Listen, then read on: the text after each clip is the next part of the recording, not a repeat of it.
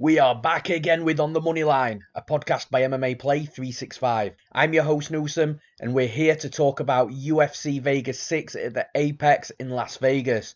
And just quickly looking back at last weekend, it was an absolute mess of an event due to the amount of fighters pulling out up to 90 minutes before the weigh-ins, and then Trevin Giles fainting just as he was about to walk out to the cage too. I sincerely hope all fighters concerned are well, healthy, recovering, and I really hope we get more than 8 fights on Saturday night.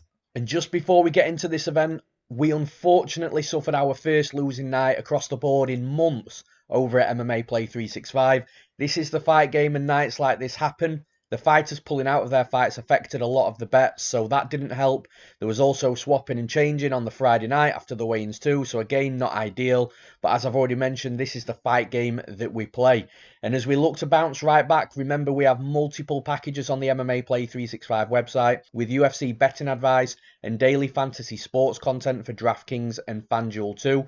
We also have various subscription lengths and options, so to see our full service list, please go and visit MMAPlay365.com for more information or to sign up today. And let's go, let's break down some fights. And in the main event, we've got a really fun fight in the heavyweight division. We've got Derrick Lewis versus Alexey Oleinik. Derrick Lewis currently the -225 favourite. The comeback on Oleinik is the +185 underdog. As for where the value is in this betting line, I do think the value sits with Oleinik, a fighter that has got such a clear path to victory. I think +185 is very wide, and the money's been coming in on him. He was up at +230, I believe, as well. So all that money over the last couple of days coming in on Oleinik, and it's closed the betting line a little bit. But honestly, I think more money is going to come back on Oleinik in this spot. I just still think the line is too wide for someone that has such a defined path to victory. And as for how this fight plays out, it's a clear striker versus grappler fight. The type of fights that we all love. Derrick Lewis is a big heavyweight, big power. He can end anybody's night in one punch. So that's something that Oleinik is going to have to be very conscious of in this fight, because you could argue in Derrick Lewis's last couple of fights, fighting Ilir Latifi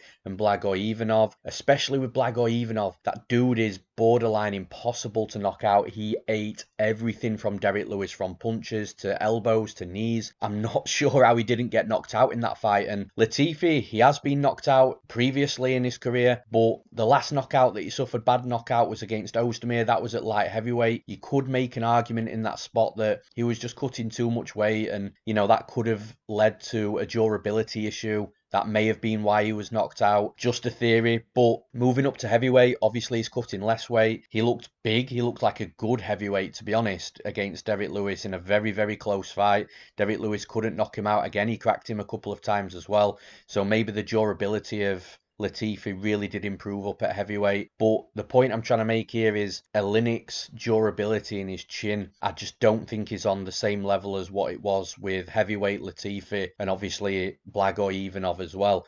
I think if Lewis does crack Oleinik hard with one clean punch, I just don't think Oleinik eats it how his last two opponents have ate it. So he's got to be very conscious of that. He can't get hit by Lewis clean. However, on the other side of the cage, we've got Alexey Oleinik, who is an absolute phenom on the mat.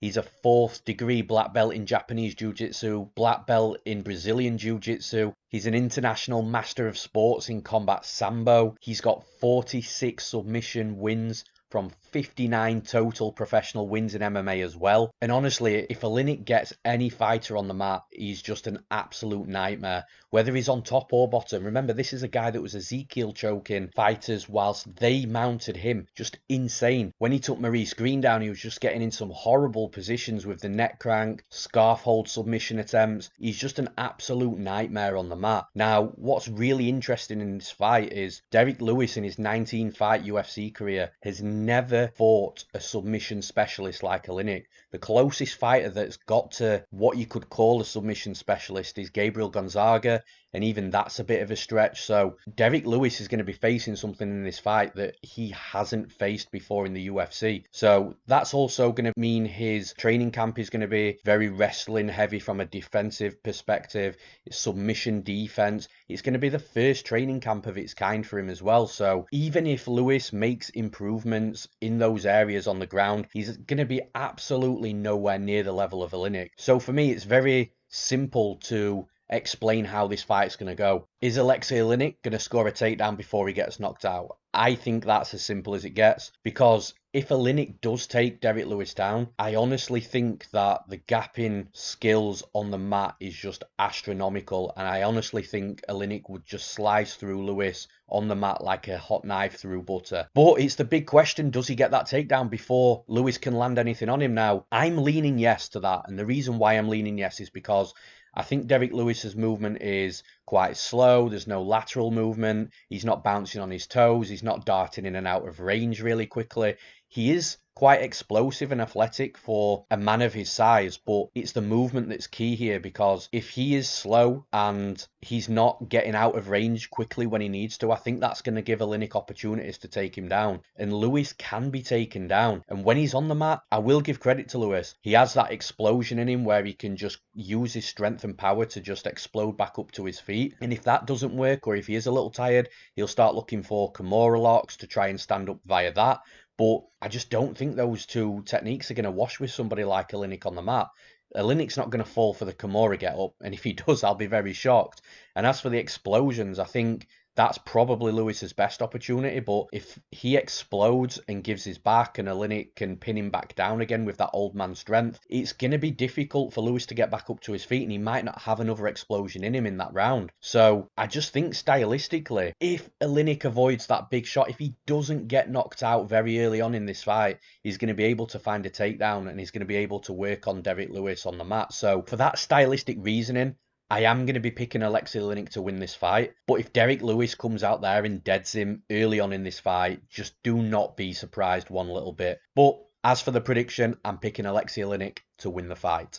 And in the next fight, we've got a really intriguing one. We've got the former UFC middleweight champion, the veteran Chris Weidman versus Omari Akhmedov. Chris Weidman currently the -115 favourite. The comeback on Omari Akhmedov, the slight -105 underdog. Now, as for where the value is in this fight, as I normally say with lines that are this close with the high-profile fights, if you've got a good read on this fight, there's value at either side, you know. The lines are close where it's bettable, again, if you've got that good read. As for where the line moves, I'm actually a little surprised that the money has been coming in on Weidman. Now, I do get it on one side of the coin because he is the more experienced fighter. He's fought the best of the best. He's never ducked a fight, and he's been at the top of the division for a long time. But the reason I'm surprised the money's been coming in on Weidman is because he is on the tail end of his career. His better days are behind him. I'm not convinced that his durability is there anymore at all. You know, you look at his record in regards to how many knockouts he's suffered, and then look at those knockouts. They've been really, really bad. Where on the other side of the coin, Akhmedov, 100% a step up for him, but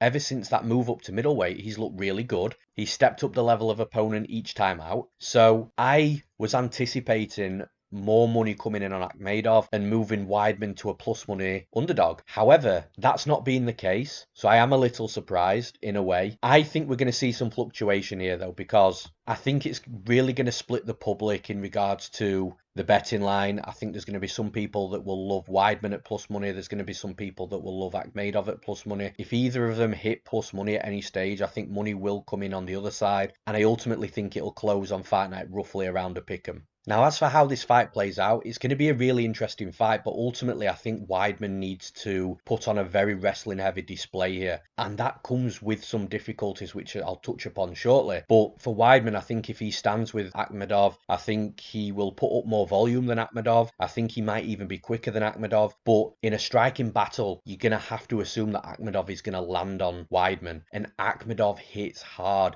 I know that some people will say, well, Akhmedov hasn't knocked out anybody for a long time. He hasn't knocked out anybody at middleweight, but that doesn't mean that he doesn't pack power. You look at the fight with Ian Heinisch. Heinisch started really well, coming forward, started to look like he was finding his groove, but then Akhmedov cracked him with a hard counter, a hard 1-2, and instantly you saw Heinisch realise the power of the punches, and that affected the rest of the fight for Ian Heinisch to the point where he didn't want to come forward and he was hesitant in case he overcommitted and got countered. Akhmedov hits hard, and I think that if he does crack Weidman in this spot, I'm not sure Weidman's going to be able to eat those punches. You look at Weidman's losses, all 5 losses have come by knockout, and those 5 knockout losses have come in his last 6 fights. He's 1-5 in his last 6. He was knocked out by Rockhold. That was a bad stoppage. That should have been stopped way earlier. Then you've got Romero. That was a brutal knockout as well. Mousasi's wasn't as brutal, but again, a little bit of a beating. Jacare's knockout of him was flash, and again, just really weird to watch. A type of knockout where you do think, is this fighter as durable as he once was? And then the Dominic Reyes knockout, that was clean. Again, he was out unconscious. It's not a good look for Weidman, and honestly, I just don't think that he could stand there with Akhmedov and eat the punches clean that Akhmedov throws. So that's why I think Weidman has to be aggressive with his wrestling. And I do think he's going to be able to get Akhmedov down. If he gets on the mat, he's a legit black belt as well. He might be able to roll on Akhmedov. But Akhmedov is no slouch on the mat. This is a Dagestani-born Russian. This is a guy that's built. He's strong. He's stocky. He's got good defensive wrestling as well. He has been taken down in the past. That's no secret. But he's a very difficult man to take down. And he can get back up to his feet relatively quickly as well. So if he doesn't let Weidman settle, he should be able to get back up to his feet. Although I do believe that Weidman is the better all-round fighter and the fighter with much more experience, championship level. I just think at this point in his career, this is actually a much more difficult fight for Weidman than I think people realise, because he is going to be searching for takedowns. But I don't think Akhmedov's the type of fighter that's going to give them up very easily, and is going to make him work really hard. So cardio could play a big factor here. I do think Weidman overall has probably got the better cardio, but if Akhmedov is making Weidman work for these takedowns, then I actually think Weidman could tire before Akhmedov does. Akhmedov's not a fighter that you're going to break, at least very easily anyway. So I think in the early stages, Weidman might have some success. But look at the Weidman versus Jacare fight. Weidman was having a lot of success pretty much all fight. He had Jacare hurt. He had Jacare's nose broken. Jacare's not a fighter that we associate with brutal KO power that's going in there and knocking guys out. And I know we're not associating Akhmedov with that type of fighter either, but the fact that Jacare was looking like he was 3 rounds down, broken nose, could barely breathe, a couple of minutes away from losing the fight, and to pull a knockout like that with that one big shot on Weidman that knocks him out in that weird fashion, it's concerning. Overall, I do think Chris Weidman has paths to victory in this fight for sure, but I think those paths can be nullified with the defense and attack of Akhmedov. I'm really not convinced that Weidman can win this based on a wrestling heavy game plan. I think Akhmedov is going to prove to be very difficult in that respect defensively. And then if Weidman tries to stand with Akhmedov, I just don't think that Weidman goes 15 minutes without taking a couple of hard shots from Akhmedov either. And I'm not convinced that Weidman is going to be able to eat a big shot to his chin should Omari Akhmedov land one. So for those reasons, I'm going to pick Akhmedov to win this fight.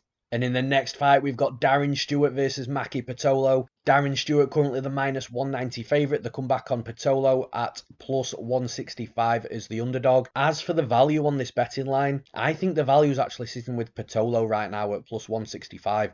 I think the betting line's really, really wide. And one simple reason for that is I think that both of these fighters are very similar in styles and of very similar qualities as well. So I actually envisaged this betting line to be much closer than what it is, much shorter. I thought that Darren Stewart would be around the minus 120, minus 125 line, which I think he was at some point during the early stages of when this line was released. And I think that would have been a fairer line than where we're at right now. As for where the line moves, I'd be shocked to see Darren Stewart come into the minus 200 region here. I already think that the betting line's really wide, so for it to get any wider, I'd be very, very shocked. So for that reason, I do think that the closer we get to fight night, the more money that is going to come on Maki Pitolo. We might see that plus 165 down to plus 150, maybe plus 140, and they might settle around that. So yeah, I think the money's going to come in on Pitolo.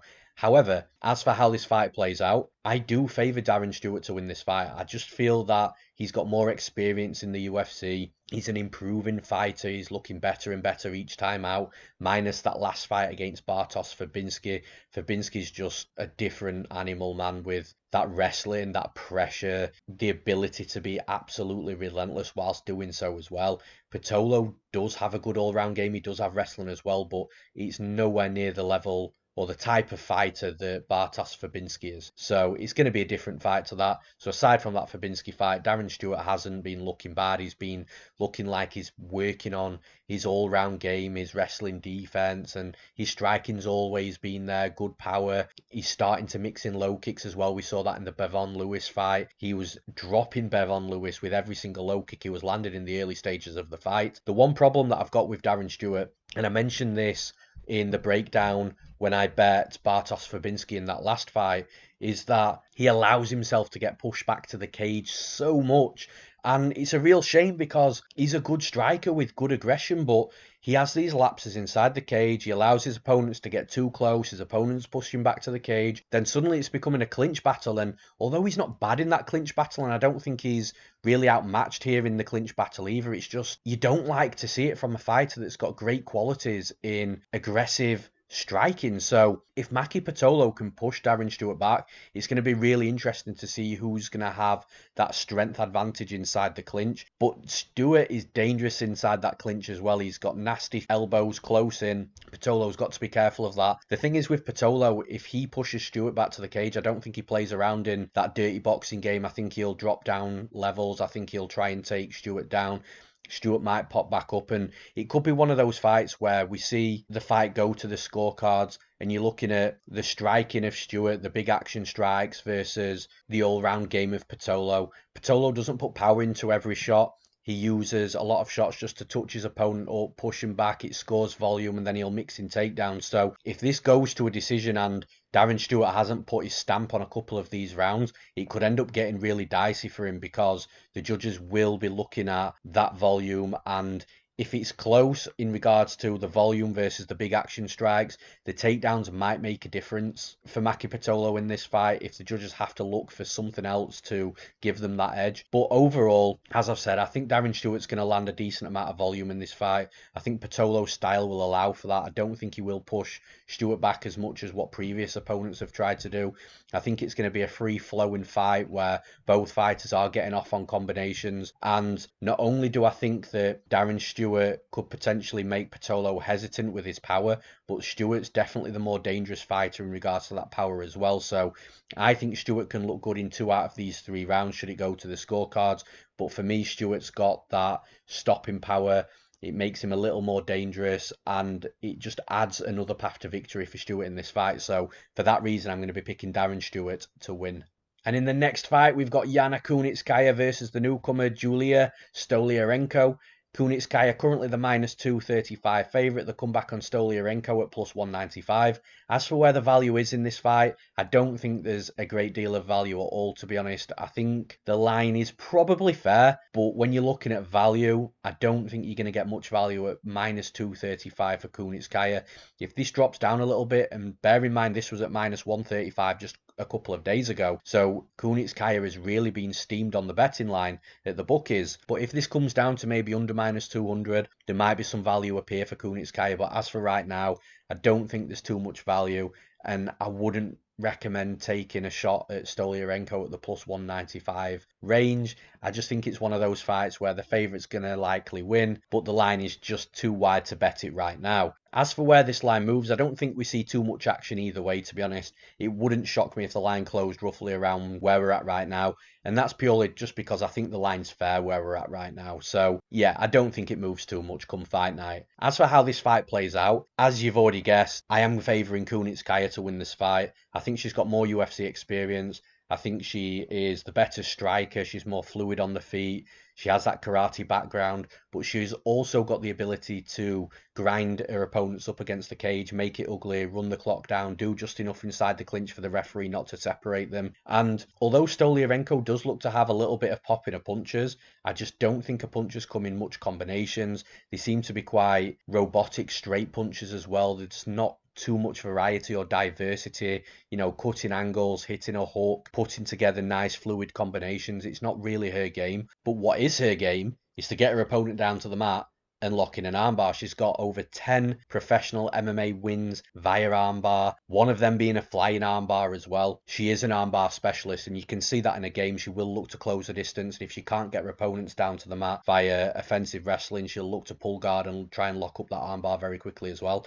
This is something Kunitskaya's got to watch out for. She's got to make herself aware that at any time when this fight becomes close in regards to the fighters physically being close to each other, that Stoliarenko is going to have that in her mind. I don't think it's going to be smart for Kunitskaya to try and take her down unless she can take her down and land in half guard or side control. She takes her down and lands in guard. I think that's going to be detrimental to her in this fight. So Kunitskaya's got to be careful. But the reason why I think that Kunitskaya is going to win this fight and why I think she's not going to get caught in this armbar is because pulling guard to try and lock up an armbar just doesn't cut it at this level in the UFC. You've got to have more about your game to win fights at this level. And this is not an entry-level fighter that Stoliarenko's fighting. This is a fighter, like I've said, that's got UFC experience and a fighter that's been in there with some of the best in the division. So it's not an entry-level fighter that Stoliarenko's getting. So she's got to be more diverse. It's just, I don't think she can be more diverse at this point. I think to become more diverse and have a variety of different attacks in your arsenal is going to come with developments, but those developments I don't imagine are going to take place and be prominent in this fight. So for that reason, I think that as long as Kunitskaya does avoid those armbars and doesn't put herself in a bad position or make a really stupid mistake, I think she's going to win the fight. So I'm going to pick Jana Kunitskaya to win. And in the next fight, we've got a really good fight stylistically. We've got Beneil Dariush versus Scott Holtzman. Dariush currently the minus 165 favourite. The comeback on Holtzman at plus 145 as the underdog.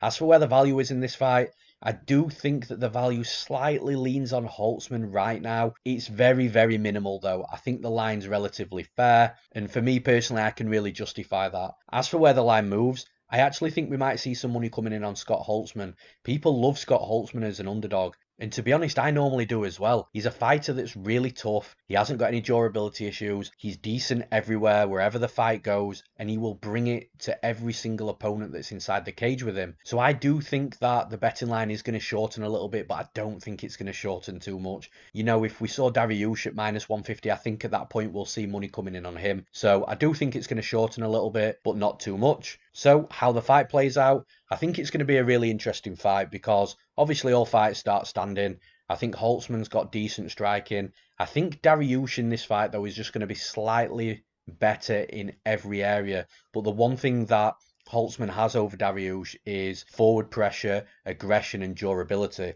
And it's going to be really interesting to see which one is prominent in this fight. Is it going to be the skill set of Dariush or is it going to be the physical attributes of Holtzman that prevail? For me, stylistically looking at this fight, I think that Holtzman could hurt Dariush for sure, but Dariush is a fighter that is still improving in the striking. Yes, he gets clipped. Yes, he gets hurt, but his technique is better and better each time we see him. He's under Master Rafael Cordeiro, who is a Muay Thai genius, so it's no surprise to see that Dariush is making improvements in those areas.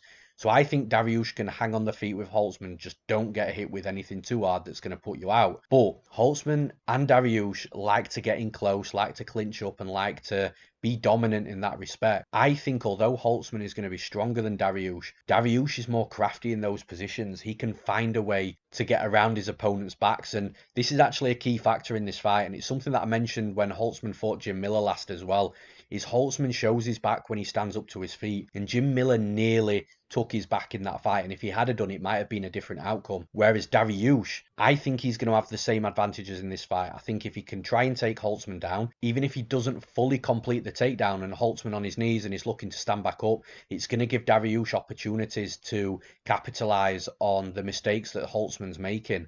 And I think Dariush will be able to capitalize on that in this fight. It wouldn't shock me to see Dariush hop onto Holtzman's back at some point and start working a submission. And if Dariush does get into those positions, I think he will either submit Holtzman or just run the clock down and win the round. For Dariush, it's all about what happens on the feet though. He's got to not let Holtzman crack him too hard. The thing is, Holtzman was getting clipped by Jim Miller early on in the first fight as well. Jim Miller a southpaw, Dariush a southpaw. So I do think those same openings are going to be there for Dariush.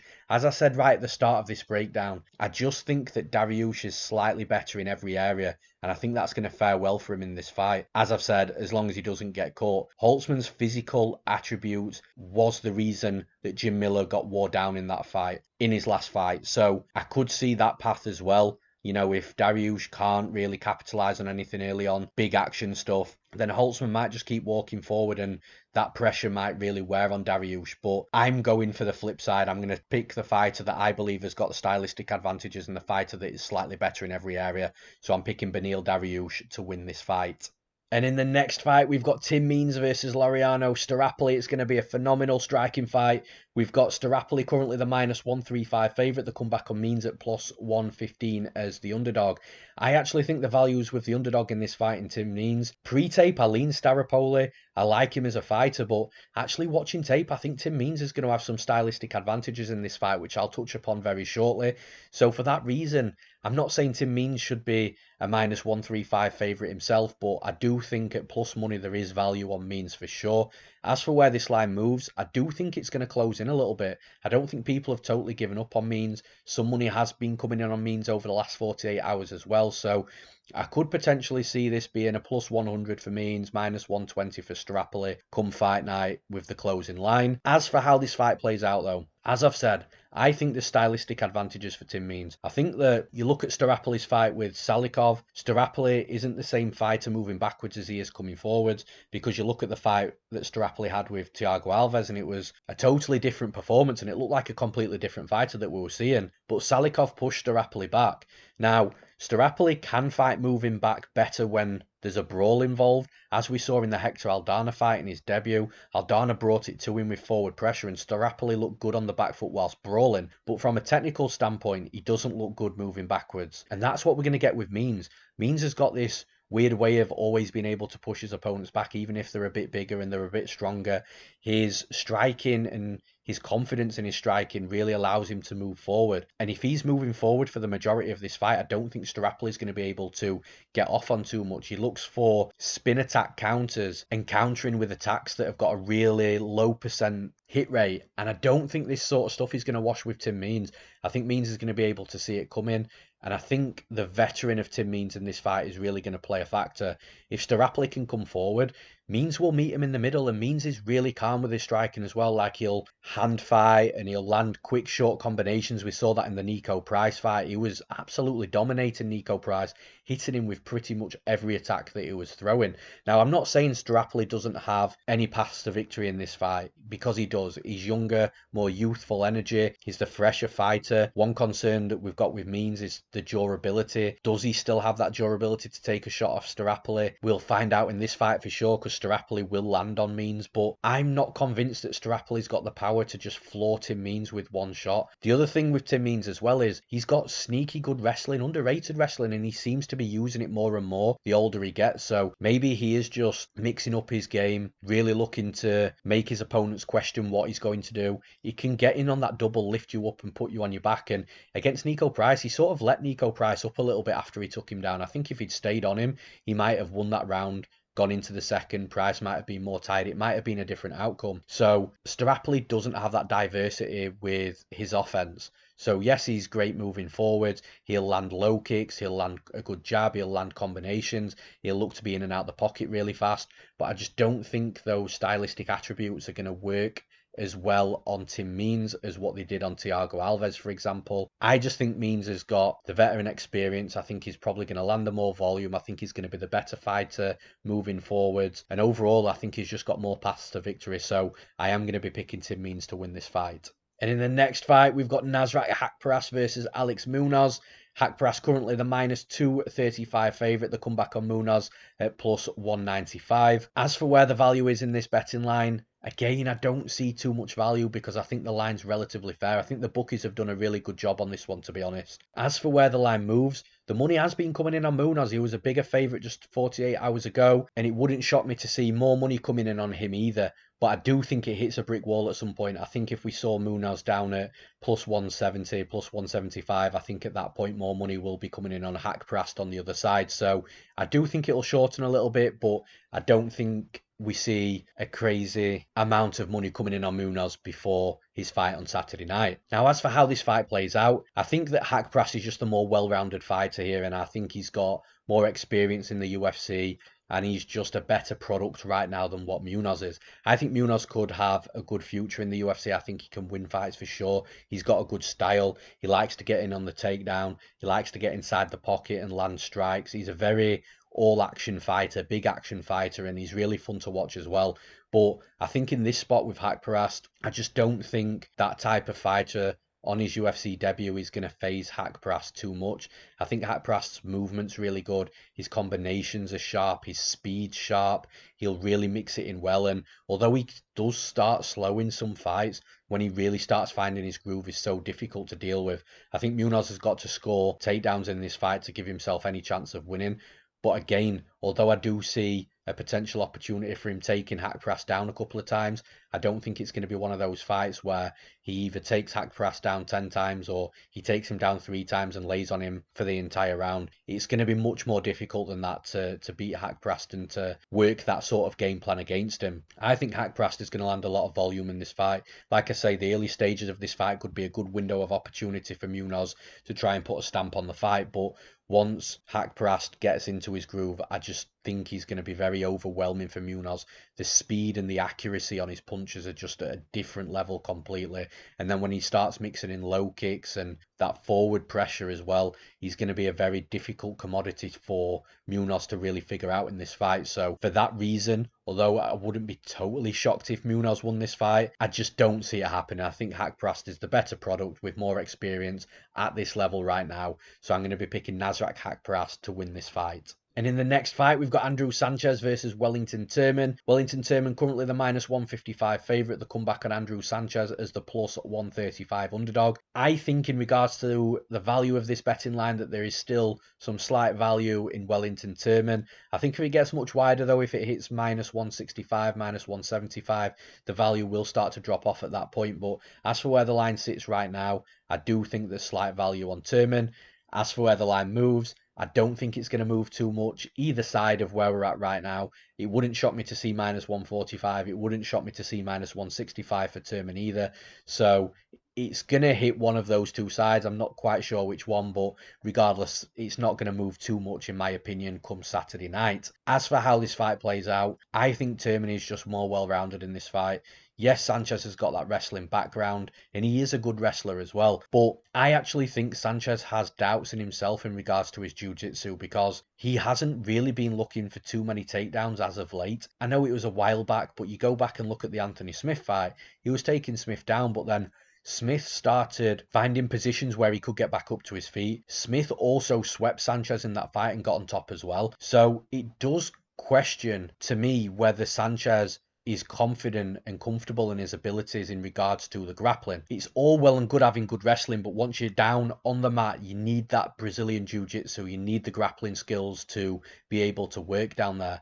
Now, the interesting thing for me in this fight is Wellington Turman is a legit grappler. He's got legit Brazilian jiu-jitsu. He's got good submission attempts. So if Sanchez does take Turman down, even if Turman's on his back, it really wouldn't shock me if Turman found a sweep, found a reversal, and then got Sanchez on his back. And if Turman's on top of Sanchez, yes, Sanchez is a good wrestler and he might be able to find his way back up to his feet, but Turman, I think, on top of Sanchez would be an absolute nightmare for him. And I think we might see a situation in that scenario that Turman submits him. And when you look at this fight on the feet, I think that Turman is more well-rounded. I think his striking's more diverse. He'll throw kicks, he'll throw his hands, he'll bounce in and out of range. And if he does decide to come all the way in to the clinch positions, he's very crafty in the clinch as well, and he will sneak round to the back of his opponent. He'll either take them down from there or he'll hop the back if he needs to. He's very sneaky in that clinch position. The one thing that I do believe Sanchez has an advantage over Turman in this fight is the volume. Turman is quite low volume, so he will look for his opportunities. He won't waste strikes. He'll make sure what he throws is accurate. But if Sanchez can just be popping his jab out and just be landing the slightly more volume over the 3 rounds, if Turman doesn't dominate any of those rounds by either hurting Sanchez or getting him down and spending an extended period of time on top of him, then I think Sanchez is going to look much better in the judges' eyes. So Turman, for me, has just got to remain active whilst he's on the feet. don't let Sanchez start racking up that volume, because that'll put Turman in a bad position should it hit the scorecards, which this fight might do, because I don't believe it's going to be easy for Turman to get Sanchez out of there, and I definitely don't think Sanchez is going to get Turman out there either. So if this fight hits the scorecards, Turman's got to make sure that that strike count isn't heavily in the favour of Sanchez. But as I've mentioned, I think that the variety of attacks that Turman delivers on the feet is more varied than what Sanchez offers. I think Turman is at a disadvantage in the wrestling, but if he can get any sneaky trip takedowns or hopper back, that's a way down to the mat. And if Sanchez takes Turman down, I don't think that's a whitewash for the round, because I think Turman's grappling is definitely better than Sanchez's. I think Turman is just slightly better everywhere, maybe apart from the wrestling, but that gives him more paths to victory. I'm going to take Wellington Turman to win this fight. And in the next fight, we've got the returning Justin James after his huge debut knockout over Frank Camacho, and he's fighting Gavin Tucker. Gavin Tucker currently the minus 150 favourite. The comeback on James at plus 130. As for where the value is in this betting line, I do think there's very slight value in the underdog. There was more value a couple of days ago, 48 hours ago, with Justin James up at plus 165, plus 170. All the money's coming on him over the last 48 hours, so that's reduced the value a little bit, but I do think there is still some left slightly at plus 130. As for where the line moves, I do think more people will put money on James. I think the line will shorten up very slightly come fight night. I don't think it'll hit a pick'em or anything like that, but I do anticipate that plus 130 becoming maybe plus 120, plus 115 come Saturday night. Now, as for how this fight plays out, it's going to be a really interesting fight, and it's going to be an interesting fight to see where Gavin Tucker's at as well, because Justin James' style isn't very simple to overcome and best. He's a fighter that's got huge power in his hands, as we saw against Frank Camacho. It's not very often we see Frank Camacho knocked out in that way, but James can do that coming forwards and moving backwards as well. So if he's moving backwards, he'll swing a big bomb as his opponent's moving forwards, use that forward momentum of his opponent to land that additional power. But like I say, he's dropped guys and finished guys by just being aggressive himself as well. But it's his wrestling background that really makes this fight interesting. He does have that wrestling background. He is a good wrestler. When he's on top, he's got that grinding style. He doesn't mind just sitting in guard and landing ground and pound, staying busy, running the clock down, touching his opponent up. And it's going to be really interesting how Tucker deals with that, because Tucker's a fighter that's really well-rounded as well. He's got a good variety of strikes. He'll mix in combinations. He'll mix in low kicks with his punches as well, which is something that I really like to see from fighters. But he likes to gain an advantage in the takedowns and in the wrestling normally when he can against the right opponent. But I don't think he's going to have those wrestling advantages in this fight. And in fact, I think it's James that's going to have the wrestling advantages. And we saw what Rick Glenn did to Gavin Tucker. And Rick Glenn isn't a beast wrestler or anything, but he absolutely dominated him on the mat to the point where Tucker took a massive beating in that fight. I think Justin James is a better wrestler than Glenn. So I believe if Glenn can take Tucker down and hold him down for those periods of time, then I think Justin James will be able to as well. I think this fight could play out relatively close, but I've just got a feeling that that wrestling of James might make the difference in that fight, might be that edge that edges out the rounds should there not be a finish in this fight. So I think for that reason, the more significant path to victory is on the side of James, and that is the reason why I'm picking Justin James to win this fight. And in the next fight, we've got Youssef Zalal fighting once again against the newcomer Peter Barrett. We've got Zalal currently the minus 350 favourite, the comeback on Barrett at plus 290. As for where the value is on this betting line, I don't think there's any value at all on either side, to be honest. I think Zalal is going to win the fight. I think he's been looking good. He's very well-rounded. And Peter Barrett, to me, looked a little green when we saw him in the Contender Series. But with that said, I do think that Barrett's wrestling might play some sort of factor in this fight. I don't think it'll be enough for him to win the fight, but I think it'll be enough to make Zalal not look like a minus 350 favourite. I don't think you should be paying that sort of chalk on Zalal. But in the same respect, I'm not convinced that Peter Barrett is the smartest shot, even as a big underdog at plus 290. I think the line's fair. I'm not sure where we see it move come closer to fight night. It wouldn't shock me to see Zalal up at minus 400, minus 450. It really wouldn't. I do think people are viewing this spot as a safe spot for Zalal. And they might be right. You know, Zalal might go out there and look really good, but I'm just not willing at this point to say that Zalal should be at minus 350, minus 400, because it is a very high line for somebody that doesn't have a vast amount of UFC experience. But as for how this fight plays out, I think that Zalal's really well-rounded. I think he's definitely going to be the better fighter on the feet. I think that's the biggest gap in skill in this fight.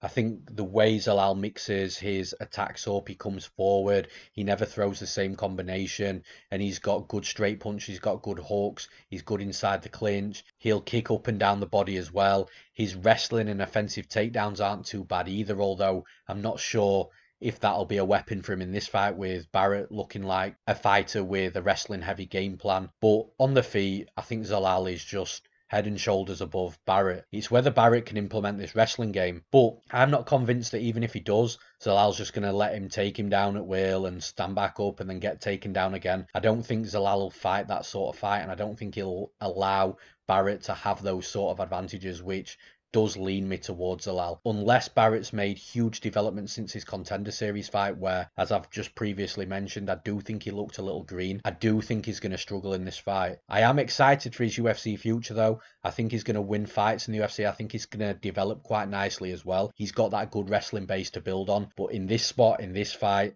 I just don't think he's at that level right now to beat Zalal. So I am going to take Yusuf Zalal to win this fight.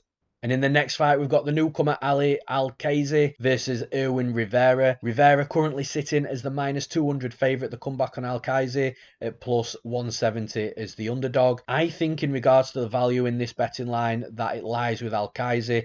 I like Alexey's style from what I've seen, and although I don't think it's a fight where he's definitely going to win, I just feel that the line is really, really wide. You know, Irwin Rivera had a great fight with Giga Chikadze. It was really fun to watch. Rivera showed us a lot about who he is as a fighter, but I just don't think that warrants a minus 200 betting line against Alexey in this fight. As for where the line moves, I'm a little surprised it moved to minus 200, to be honest. It was a little bit lower a few days ago. So for that reason, I do think that money might come in on Alexey, but I'm not sure how much money is going to come in on either side at this point. It's one of them fights that's got a lot of question marks and a lot of red flags, so I don't think there's going to be a huge amount of money coming in on either side. It might close where we are right about now. But as for how this fight plays out, I think it's going to be a really fun fight. It's going to be fast-paced and it's going to be electric. I think Rivera's going to bring the fight to Alexey just like he tried to do with Giga. It looks to be his style. He'll come forward aggressively, wing bombs, look to back his opponents up and really hurt them. But there's a couple of things I like about Alexey in this fight. One of them is the fact that he will welcome that type of forward pressure. He'll welcome that firefight, that electricity inside the cage. But when it gets a little too much for Alexey, he will drop his levels and he'll look for a takedown. And I think that's where he can really capitalize on Rivera's aggression in this fight.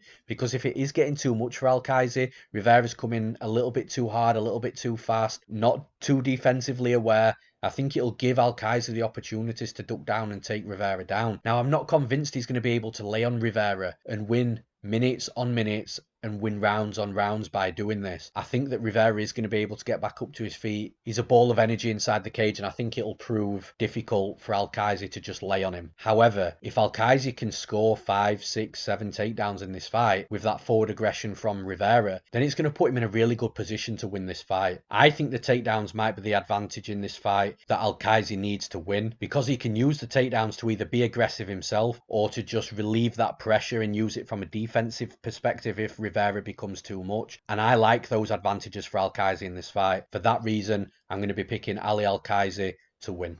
And in the next fight, we've got Kevin Holland, who was supposed to be fighting Trevin Giles last weekend until that unfortunate event of Trevin Giles fainting. And he's taking on newcomer Joaquin Buckley, who fought just last week in the LFA. Now, as it stands right now, we don't have any betting lines for this fight, so I'm going to play Bookie Predictor. I think Kevin Holland is going to open somewhere in the region of minus 450 in this fight, which will likely leave Buckley around the plus 330, plus 340 region. I think if it does open at around that sort of betting line, I do think money will come in on Holland still, maybe up to the minus 600 range, and then I think it'll just ease off a little bit. But yeah, for sure, I imagine Kevin Holland being a relatively sized favourite in this fight. As for how this fight plays out, I think it's going to be a really difficult fight for Buckley to win here. Kevin Holland has got big physical advantages, athletic advantages.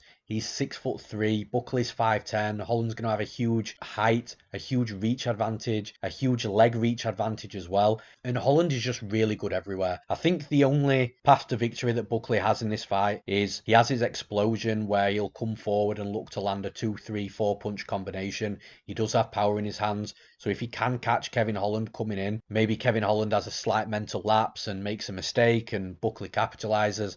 But I think that window of opportunity for Buckley to win this fight is really, really small. I don't expect Holland to lose this fight. I think he's the better striker. I think he's the better fighter at range. He's the better fighter in the clinch. He doesn't really want to be hanging around in boxing range. That's the one area he stays away from. But I don't think that Buckley is head and shoulders greater than Holland inside boxing range either. I think Holland's got better wrestling. I think Holland, if he can get on top of Buckley, can really work his grappling as well. Holland's just a more well-rounded fighter with big physical attributes in this fight, with UFC experience. I'm really happy for Buckley that he's got his UFC shot. I think he's going to be an exciting fighter moving forwards. I think there's some great matchups for him for sure. I just don't think this is one of them. So I do favour Kevin Holland, and I'm picking Kevin Holland to win this fight. And that's all for this episode of On the Moneyline. I hope you all enjoyed it, and once again guys, I'd appreciate all likes to the video and subscriptions to the MMAPlay365 channel too. Remember, you can get all the betting advice you'll ever need over at MMAPlay365.com. We cater for long-term gamblers that like to build their own bets and strategies, gamblers that just want to follow exactly what I bet on, and as a long-term winner over the last 3.5 years, that'll come good for you.